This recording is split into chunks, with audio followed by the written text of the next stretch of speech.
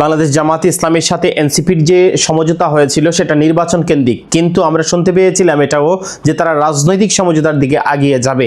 কিন্তু আমরা এটাও দেখতে পাচ্ছি যে এই যে সমঝোতা বলেন আর যাই বলেন, এই সম্পর্ক আর বেশি দিন টিকবে না। এই না টিকার কারণটা হচ্ছে একটু ব্যাপক এবং বিস্তৃত, কারণ এটা রাজনৈতিক পারিপার্শ্বিক অবস্থার কারণেই এনসিপি এবং জামাতের যে সম্পর্ক, এই সম্পর্কে ফাটল নিশ্চিত হয়ে যাবে, ফাটল ধরবে, ফাটল ধরতে বাধ্য করা হবে। আমরা জানি যে সাইদি রাহিমাউল্লাহকে যখন গ্রেপ্তার দেখানো হয়েছিল তার 3 মাস আগে শেখ হাসিনা বন্দি করে রেখেছিল এবং নানাবিধভাবে কিন্তু বুঝিয়েছিল আল্লামা সাইদি রাহিমাউল্লাহকে যে বিএনপির সাথে যেন কোনোভাবেই জামাত ইসলামকে অ্যালায়েন্স না করেন, অর্থাৎ এই অ্যালায়েন্সটাকে যেন তারা বেরিয়ে আসেন। প্রয়োজনে এটাও বলা হয়েছিল যে আল্লামা সাইদি রাহিমাউল্লাহকে এটাও অফার দেওয়া হয়েছিল যে আপনি যদি মনে করেন যে আপনার সাঙ্গপাঙ্গ যারা আছে তারা কথা শুনবে না, জামাতে ইসলামীকে এই বিএনপির সাথে যে গাঁটছাড়া বেঁধেছে এখান থেকে তারা যাবে না, তাহলে আপনি নিজে একটা জামাতে ইসলাম তৈরি করুন এবং সেখান থেকে আপনার রাজনীতি করুন। আওয়ামী লীগের ইচ্ছা এবং খুব মানসিকভাবে তাদের শক্তপোক্ত একটা ধারণা ছিল যে জামাত ইসলামকে বিএনপির কাছ থেকে আলাদা করা, বিএনপির কাছ থেকে জামাত ইসলামকে আলাদা করা। এই দুই মেরুর দুই শক্তি যখন একত্র থাকে তখন কিন্তু আওয়ামী লীগের জন্য একটা থ্রেড হইতে পারত এবং আওয়ামী লীগের জন্য সেটা খুবই খারাপ একটা বিষয় হইতে পারত। এই জন্য তারা কিন্তু চাইছিল যে না, এই দুই শক্তিকে এক হতে দেওয়া যাবে না, দুই শক্তিকে আমরা আলাদা করবই করব। ঠিক একইভাবে কিন্তু একই কায়দায় জামাত ইসলাম হচ্ছে একটা আদর্শ ভিত্তিক সংগঠিত একটা কাঠামো এবং ক্যাডার ভিত্তিক একটি দল। অপরদিকে 2024-এর জুলাই বিপ্লবের নেতৃত্বদানকারী সামনের সারি থেকে নেতৃত্ব প্রদানকারী ছাত্রদের দ্বারা সংগঠিত পরিমার্জিত একটি আদর্শ ভিত্তিক সংগঠন না হলেও রাজনীতিতে তাদের যে পরিমাণ ভূমিকা রয়েছে, সাহস এবং তেজ রয়েছে, এই তেজস্বদীপ্ত যে রাজনৈতিক দল এনসিপি, এই এনসিপির অ্যালায়েন্স এবং জামাতের সাথে তাদের যে বন্ডিংটা, ওই বন্ডিং বিএনপি সরকার মেনে নিবে না।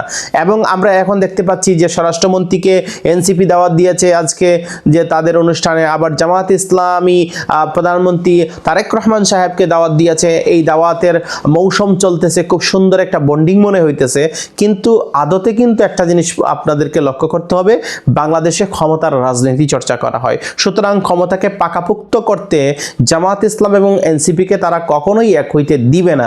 এটা একটা কিন্তু খুব অনুমেয় একটা বিষয়। যদিও এখন রমজানের জন্য কিছু বলা হচ্ছে না, কিন্তু 2 থেকে 3 মাস পরেই এই দমন পীড়ন আপনারা দেখতে পাবেন, শুরু হয়ে যাবে কিন্তু অলরেডি। আপনারা ইতিমধ্যেই দেখেছেন হান্নান মাসুদ সহ বিভিন্ন উপদেষ্টা যারা ছিলেন বিভিন্ন জায়গায়, বিশেষ করে ছাত্র নেতা বা ছাত্র সমন্বয়ক যারা ছিল, তারা তো কোটি কোটি টাকার মালিক হয়েছে।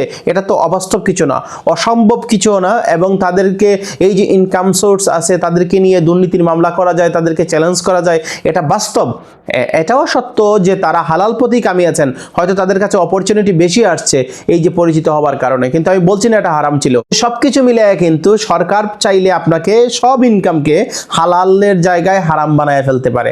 এটা কিন্তু তাদের কাছে দুধভাত।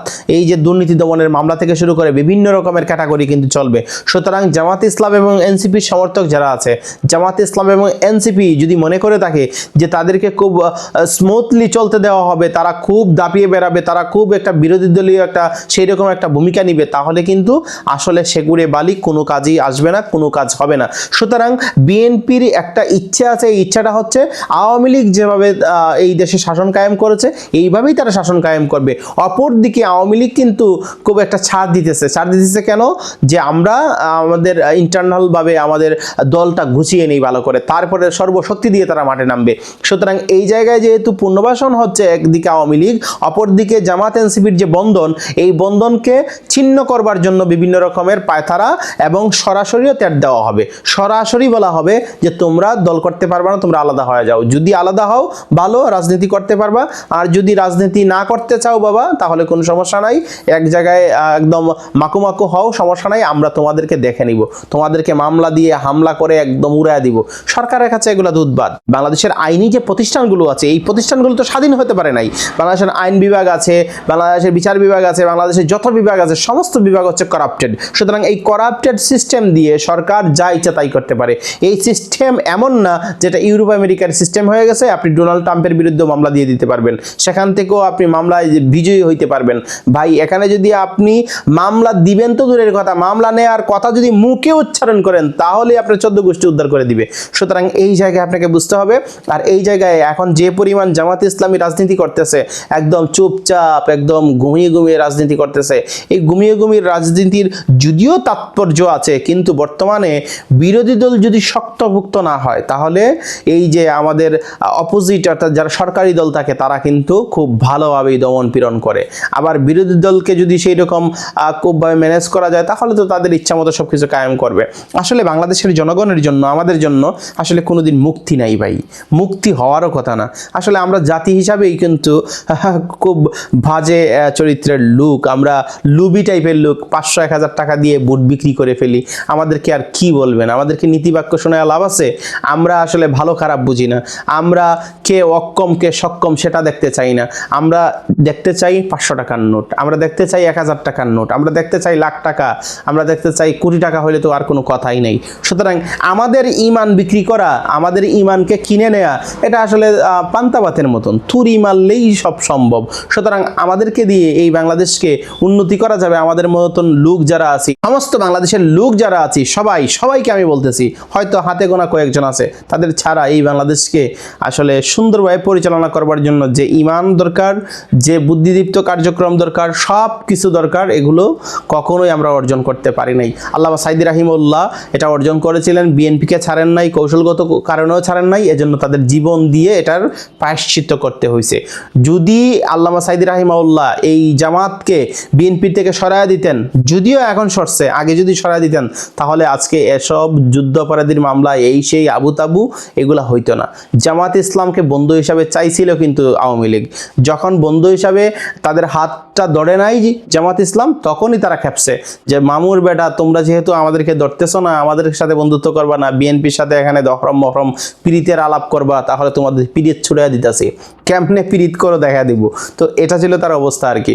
তো যাই হোক, আমরা যেটা বোধ করতেছি, আমাদের এটা বোধ না, এটা আপনারা দেখতে পাবেন 2-3 মাস পর থেকেই কি পরিমাণ দমন পীড়ন হয় বাংলাদেশের যে রাজনৈতিক প্রেক্ষাপট, এটা আপনারা খুব ভালোভাবে বুঝতে পারবেন।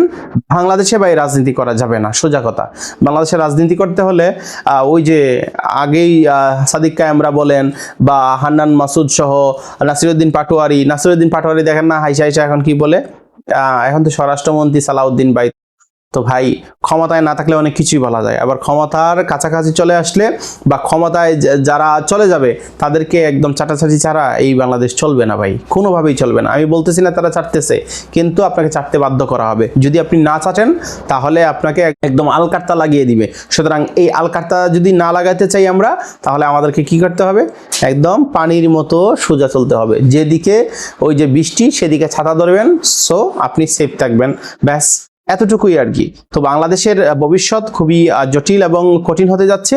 বাংলাদেশের জামাতে ইসলাম এবং এনসিপির সম্পর্ক টিকিয়ে রাখা, ওই যে প্রেমের মধ্যে বিলেনের আগমন হবে কিছুদিনের মধ্যেই। এই বিলেনের নাম হবে বিএনপি, এবং সেটা খুব ভালোভাবেই বুঝতে পারবেন। যদি এই প্রেম টিকায় রাখতে হয় তাহলে অনেক কিছু আসলে কুরবানি করতে হবে, আর যদি টিকায় না রাখে তাহলে সবাই ছিন্ন ভিন্ন হয়ে সবাইকে একদম নস্যাৎ করে দেওয়া হবে।